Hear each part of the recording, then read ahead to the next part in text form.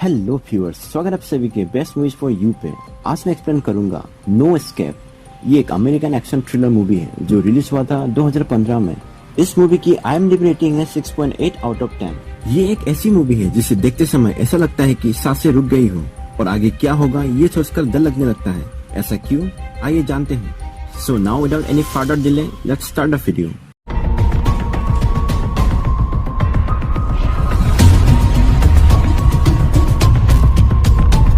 इस मूवी की कहानी शुरू होती है साउथ ईस्ट एशिया के एक देश में जिसका नाम नहीं बताया जाता है फिल्म में, ताकि कोई कंट्रोवर्सी ना हो इस बात को लेकर कि किसी देश को गलत तरीके से दिखाया गया है।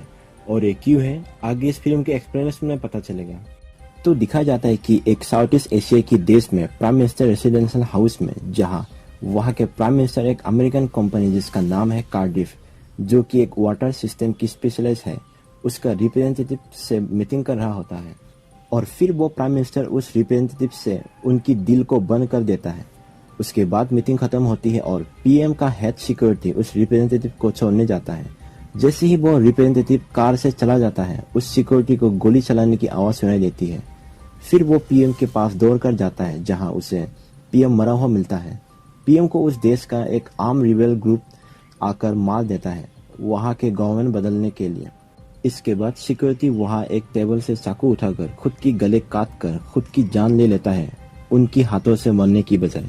इससे हमें पता चलता है कि ये आर्म रिबेल ग्रुप काफी खतरनाक है, जो शायद वहाँ की गवर्नमेंट से भी ज्यादा पावरफुल है। इसके बाद सीन चेंज होता है और प्लेन में दिखाता है, जहाँ जैक डोयर नाम का इंसान को दिखाता है जो एक इंजीनियर है और कार्डिफ कंपनी का एक एम्प्लॉय है, जो अपनी वाइफ एनी और अपनी 2 बेटी के साथ उसी साउथ ईस्ट एशिया कंट्री में आ रहा होता है घूमने के लिए। इसके बाद ये लोग वहाँ पहुँच जाता है और एयरपोर्ट में होटल की टैक्सी का इंतजार करता है। जैक कॉल करने की कोशिश करता है होटल में, पर वहाँ नेटवर्क नहीं होता। तभी वहाँ एक ब्रिटिश मैन आता है जिसका नाम है हेमोंड। वो भी उन्हीं के साथ प्लेन में आया था। हेमोंड उन्हें कहता है कि वो यहाँ कई बार आ चुका है मौज मस्ती और यहाँ की लड़कियों के लिए, तो उसे यहाँ के बारे में पता है। तो वो उन्हें उनकी होटल तक छोड़ने की बात करता है। हेमोंड का एक दोस्त होता है जो वहाँ का रहने वाला है, जिसका नाम है केनी रोजर्स। असल में उसका नाम कुछ और है, पर क्योंकि वो केनी रोजर्स नाम का कैब चलाता है। केनी रोजर्स एक अमेरिकन सिंगर है जिसका वो बहुत बड़ा फैन है और सभी उसे केनी रोजर्स ही बुलाते हैं, तो इसीलिए उसका नाम केनी रोजर्स पड़ गया। वो अपनी गाड़ी लेकर आता है हेमोंड को एयरपोर्ट से रिसीव करने के लिए। साथ ही जैक की फैमिली को भी लिफ्ट दे देता है होटल तक। इसके बाद जैक और उसकी फैमिली होटल पहुंच जाता है। होटल पहुंचने के बाद उन्हें पता चलता है कि कोई भी फोन्स काम नहीं कर रहा है, सारी फोन्स डेड है। टीवी पे भी कोई चैनल नहीं आ रहा था। ये बात जैक को थोड़ी अजीब लगता है, पर उसकी वाइफ को ये सब अजीब नहीं लगता। फिर जैक भी इस बात को अनदेखा कर देता है। फिर रात को जैक वहाँ होटल के नीचे जाता है जहाँ हेमोंड भी था। वो भी उसी होटल में ठहरा था। हेमोंड डांस कर रहा होता है नीचे। फिर उसके बाद दोनों थोड़ी देर बात करता है। फिर जैक वापस अपने रूम में जाकर सो जाता है। रात में जैक देखता है कि उसकी वाइफ उसके साथ बेड में नहीं है। उसकी वाइफ बाथरूम में रो रही होती है क्योंकि उसे यहाँ आना अच्छा नहीं लगा। जैक अपनी वाइफ को समझाता है और फिर वो सोने चला जाता है। फिर अगले दिन सुबह जैक रिसेप्शनिस्ट के पास जाता है ये पूछने के लिए क्या कोई कॉल आया है उसके लिए कार्डिफ कंपनी से, पर उसके लिए कोई कॉल नहीं आता है। इसके बाद जैक न्यूज़पेपर पूछता है, पर न्यूज़पेपर भी नहीं होता। तो जैक उससे एड्रेस पूछता है न्यूज़पेपर की दुकान का। तो वो जैक को एक मैप में लोकेशन दिखाता है दुकान का, जो आधे किलोमीटर दूर होता है। फिर जैक बाहर चला जाता है पैदल ही, और थोड़ी देर बाद उसे न्यूज़पेपर की दुकान मिलता है। वहाँ एक बूढ़ा आदमी होता है जिससे जैक अमेरिकन न्यूज़पेपर पूछता है, पर उस दुकानदार को इंग्लिश समझ नहीं आता। पर बाद में अंदाजा लगाकर जैक को न्यूज़पेपर दे देता है, पर वो न्यूज़पेपर आज का नहीं होता, वो 3 दिन पहले का होता है। ये सब चीजें जैक को थोड़ी अजीब लगता है। इसके बाद जैक न्यूज़पेपर खरीद कर आता है। तभी उसे महसूस होता है कि वहाँ एकदम से सन्नाटा सा आ गया है और कोई इंसान रास्ते में नहीं घूम रहा था। पर थोड़ी ही देर बाद जब वो रास्ते की एक तरफ देखता है तो उसे कई सारे लोग एक साथ आते हुए दिखाई देता है, और ये लोग वही आर्म रिबेल ग्रुप होता है जिसने प्राइम मिनिस्टर को मारा था। और दूसरी तरफ कई सारे पुलिस आता है उन्हें रोकने के लिए। फिर पलक झपकते ही पुलिस और उन लोगों के बीच लड़ाई शुरू हो जाता है, जहां पुलिस कई सारों को गोली मारता है, पर पुलिस उन लोगों को रोक नहीं पाता। जैक को कुछ समझ में नहीं आता और वो किसी भी तरह से अपनी जान बचाकर वहां से भाग कर आता है। फिर जैक वापस अपनी होटल की तरफ जाता है, पर होटल के बाहर भी वो लोग होता है और जैक देखता है कि वो लोग एक फॉरेनर आदमी को पकड़ कर लाता है और उसकी सर पे गोली मार देता है। ये देखकर जैक काफी शॉक हो जाता है, पर उसे भी वो लोग देख लेता है और उसे पकड़ने के लिए उसके तरफ आता है। पर जैक पास में लगे होटल की एक सीढ़ी में चढ़ जाता है और सीढ़ी को गिरा देता है ताकि वो लोग उसे ना पकड़ पाए। फिर जैक वहां से होटल की एक कॉन्फ्रेंस रूम में पहुंच जाता है जहां कुछ मीटिंग हो रहा होता है। वहां से वो अपनी कमरे की तरफ बढ़ता है। वहां से उसे देखने को मिलता है कि वो लोग होटल के अंदर आने की कोशिश कर रहा है, पर होटल की स्टाफ कुछ सामानों से बैरिकेड बनाकर उन लोगों को रोकने की कोशिश करता है। इसके बाद जैक लिफ्ट से अपने रूम में पहुंच जाता है और अपनी वाइफ को सब कुछ बता रहता है, पर उसकी वाइफ को कुछ समझ में नहीं आता। फिर जैक को पता चलता है कि उसकी बड़ी बेटी लूसी कमरे में नहीं है। जैक की वाइफ को भी ये बात पता नहीं होती है। फिर उनकी छोटी बेटी ब्रिगेल बताती है कि वो नीचे स्विमिंग करने गई है। फिर जैक लूसी को लाने के लिए जाती है और उसकी वाइफ को दरवाजा लॉक करने को कहता है। इसके बाद जैक नीचे पहुंच जाता है स्विमिंग पूल में, जहां वो देखता है कि वो लोग होटल के अंदर आ चुका है और जितने भी फॉरेनर्स है या फिर होटल के स्टाफ सभी को मारने लगता है। वो लोग जैक को भी देख लेता है, पर जैक एक स्विमिंग टायर उठाकर दरवाजे पे लगा रहता है लॉक की तरह। और फिर लूसी को लेकर जैक ऊपर आ जाता है जहाँ उन्हें वो लोग रोकने की कोशिश करता है, पर तभी वहाँ हेमन आ जाता है और उन लोगों को मार कर रोकता है और जैक की मदद करता है। इसके बाद वहाँ रूम में एनी कपड़े पहन लेती है बाहर जाने के लिए और ब्रिगेल को भी तैयार कराती है। तभी एनी डोर होल से देखती है कि वो लोग उनकी सामने वाली कमरे में घुसकर लोगों को मार रहा है।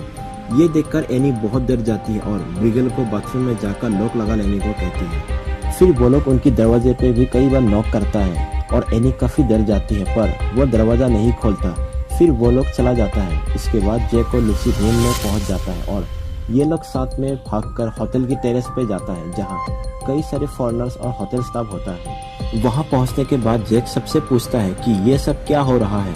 फिर वहां पे एक होटल एम्प्लॉय होता है जिसके चेहरे में काफी चोट लगी थी।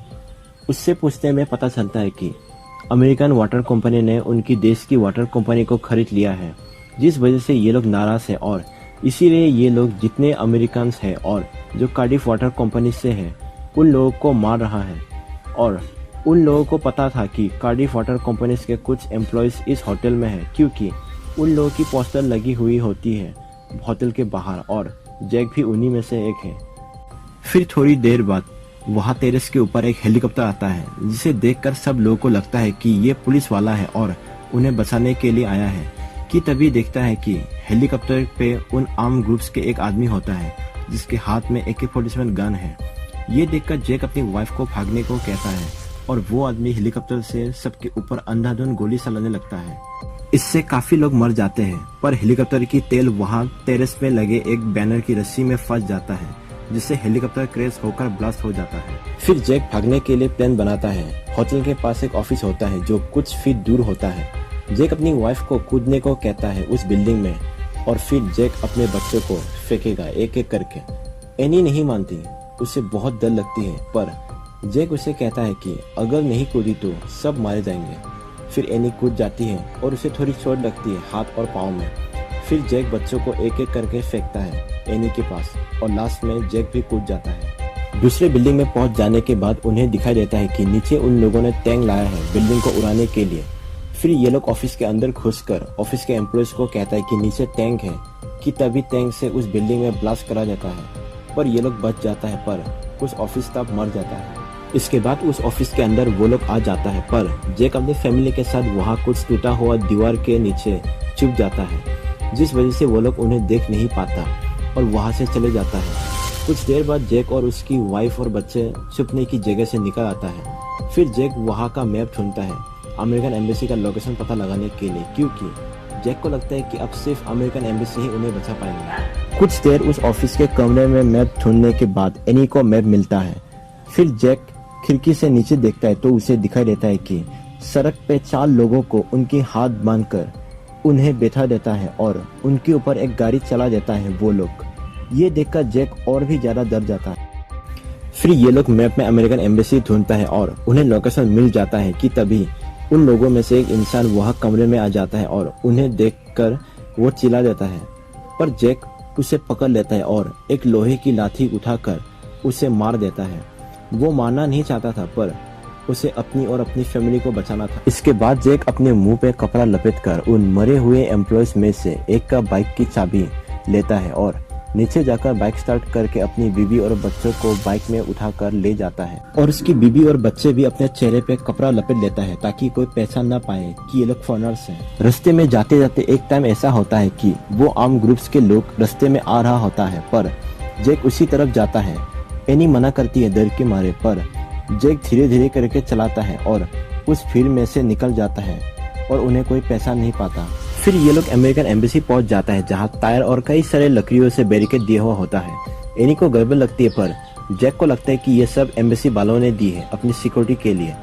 जैक अकेले ही चला जाता है एम्बेसी के अंदर कि तभी उसे दिखता है कि वो लोग एम्बेसी के अंदर भी है और वो लोग वहाँ के सभी लोगों को मार चुके हैं। ये देखकर जैक वहाँ से तेजी से भागता है और सबको लेकर वहाँ की गलियों में दौड़ता है छुपने के लिए। और फिर वो लोग एक बुरा आदमी के घर में चला जाता है। पहले तो वो इंसान उन्हें रखने से इनकार करता है, पर बाद में उन्हें छुपने देता है। वहाँ कुछ पेड़ होता है जो मिलाकर कुछ थोड़े जंगल जैसा होता है, वहाँ ये लोग छुप जाता है। इसके बाद वो लोग भी वहाँ पहुँच जाता है और उस आदमी को पूछता है कि कहाँ छुपा है उन लोगों को। फिर उनमें से एक आदमी अपनी बंदूक को पेड़ के पास रख देता है, जिसे देखकर जैक उसे छुप कर लेने जाता है, पर वो ले नहीं पाता क्योंकि वो आदमी आकर उस बंदूक को ले लेता है और साथ ही उन्हें कुछ आवाज सुनाई देता है और वो बंदूक लेने वाला इंसान जैक जहाँ छुपा हुआ था वहाँ देखने जाता है। ये देखकर एनी को लगता है कि जैक अब पकड़ा जाएगा, इसलिए एनी बाहर आ जाती है और वो लोग एनी को पकड़ लेती है। इसके बाद जैक भी निकल आता है और उनसे बंदूक छीनने की कोशिश करता है, पर वो लोग जैक को पकड़ लेता है। फिर उन लोगों की लीडर एनी के साथ जबरदस्ती करने की कोशिश करता है, उसके कपड़े फाड़ देता है और जैक कुछ नहीं कर सकता। तभी वहाँ हेमन आ जाता है और उसे भी एक आदमी उसके ऊपर बंदूक तानकर वहां लाता है, लेकिन तभी हेमन अपनी पिस्तौल से सबको मार देता है, पर उनके लीडर वहां से भाग जाता है और हेमन के ऊपर जिसने गन ताना हुआ था वो कोई और नहीं बल्कि उसका दोस्त केनी होता है। फिर हेमन जैक और उसकी फैमिली को एक वेश्या घर में ले आता है जहाँ कई सारे वेश्या लड़की होती है। फिर ये लोग वहाँ के टेरेस में जाता है और फिर जैक और उसकी फैमिली को खाने के लिए मीट देता है क्योंकि जैक और उसकी फैमिली ने काफी देर से कुछ नहीं खाया था। इसके बाद हेमन उन लोगों को वहाँ से एक नदी दिखाता है और कहता है कि वो वियतनामी बॉर्डर है, वहाँ अगर पहुँच गए तो सब मुसीबत खत्म हो जाएगी। फिर जैक को अंदाजा हो जाता है कि हेमन यहाँ कोई मौज करने के लिए नहीं आया था और फिर हेमन से पूछता है कि तुम शायद कोई ब्रिटिश एजेंट हो। हेमन कहता है कि कुछ वैसे ही, और जैक को ये भी पता चलता है कि केनी भी सीक्रेट सर्विस से है। इसके बाद हेमन कहता है कि शायद ये उसकी और उसके जैसे एजेंट्स की गलती है इन दंगों के लिए, क्योंकि उसके जैसे एजेंट्स इस देश की गवर्नमेंट को कार्डिफ जैसे कंपनी से डील करने को कहता है ताकि इस देश की गवर्नमेंट को उन कंपनी से फंडिंग देकर अपनी मुट्ठी में कर सके, जिसके वजह से लोगों में गुस्सा और नफरत आ गई है फॉरेनर्स के लिए। इसके बाद ये लोग सो जाता है। फिर रात के बीच जैक की आंख खोलता है जहां वो देखता है कि हेमन और केनी बंदूक से फायरिंग कर रहा होता है उन लोगों पे, क्योंकि वो लोग उन पे फायरिंग कर रहा था मारने के लिए। इसके बाद जैक अपनी बीवी को जगाता है और बच्चों को भी। फिर ये लोग बिल्डिंग से नीचे आता है जहाँ केनी के सर में गोली लगता है और वो वही मर जाता है। फिर हेमन के पेट में भी गोली लगता है जिससे वो भी उन लोगों के साथ चल नहीं पाता और रास्ते में गिर जाता है। फिर जैक उसे उठाने की कोशिश करता है पर वो जैक को जाने को कहता है। फिर वहाँ आगे से उन आर्म रिबल्स की एक गाड़ी आती है, पर हेमन ड्राइवर के सर में गोली मार देता है और ड्राइवर मर जाता है, पर गाड़ी आकर हेमन से टकराता है और वो भी मर जाता है। इसके बाद जैक और उसकी फैमिली उस वियतनाम बॉर्डर की नदी की तरफ जाता है ताकि ये लोग नाव लेकर नदी से बाउंड्री तक पहुंच सके। ये लोग गली के अंदर से जाते हैं ताकि इन्हें कोई देख ना सके।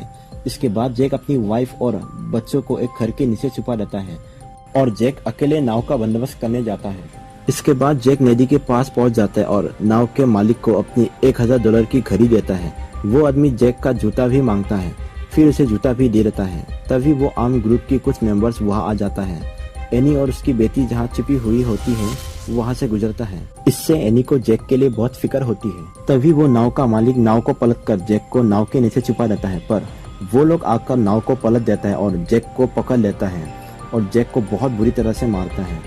फिर उस ग्रुप का लीडर जैक के सर में बंदूक तान देता है। ये सब देखकर जैक की बेटी लूसी जैक के पास चला जाता है। एनी लूसी को रोकने की कोशिश करती है पर रोक नहीं पाती और उसे भी वो लोग पकड़ लेता है और फिर वो लीडर जैक को कंधे पे गोली मार देता है। इसके बाद उनके लीडर लूसी के हाथ में गन दे देती है और जैक को गोली मारने को कहता है और लूसी के सर में भी बंदूक तान देता है ताकि अगर लूसी जैक को नहीं मारेगा तो वो लूसी को मार देगा। ये दोनों ही यहाँ लाचार और बेबस होता है। जैक लूसी को गोली चलाने को कहता है और कहता है कि सब ठीक है, पर तभी एनी पीछे से आकर उनके लीडर के सर में एक लाठी से जोर से मारती है जिससे वो मर जाता है। और तभी जैक भी लूसी के हाथ से गन लेकर उन सब पे गोली चलाकर सबको मार देता है। फिर ये लोग बोट लेकर बाउंड्री की तरफ बढ़ता है, पर यहाँ भी एक दिक्कत थी। वियतनाम बॉर्डर में नदी के ऊपर जो ब्रिज होता है वहाँ वियतनामी आर्मी होता है और उन्हें आने नहीं देता और कहता है कि अगर आगे आए तो गोली मार दिए जाओगे। पर जैक और उसकी बीवी हाथ ऊपर करके आता रहता है बॉर्डर की तरफ, पर आर्मी उनके ऊपर गोली नहीं चलाता उनकी फैमिली देखकर। कि तभी वो आर्म ग्रुप के कुछ मेंबर्स वहां नदी के किनारे आ जाता है उन्हें गोली मारने के लिए, पर वियतनाम की आर्मी उन्हें रोक देता है क्योंकि जैक और उसकी फैमिली वियतनाम बॉर्डर क्रॉस कर चुका था और अगर उनके ऊपर गोली चलाता तो ये सीमा का उल्लंघन माना जाएगा, जिसके लिए दो देशों के बीच शायद जंग छिड़ जाता। इसके बाद जैक और उसकी फैमिली को वियतनाम की आर्मी एक्सेप्ट कर लेता है और उन्हें हॉस्पिटल भेज देता है क्योंकि उन्हें काफी चोट आया है। अब जैक और उसकी फैमिली के ऊपर कोई खतरा नहीं, ये लोग अब सुरक्षित हैं और मूवी यहीं पे खत्म हो जाती है। तो ये था नो एस्केप मूवी का एक्सप्लेनेशन और ये मूवी मुझे काफी पसंद आई। मैं आप सबको रिकमेंड करूंगा इसे देखने के लिए। अगर आप लोगों को मूवी का एक्सप्लेनेशन पसंद आया हो तो फिर आप लोग इसे लाइक, शेयर और सब्सक्राइब कीजिए। तब तक के लिए टेक केयर।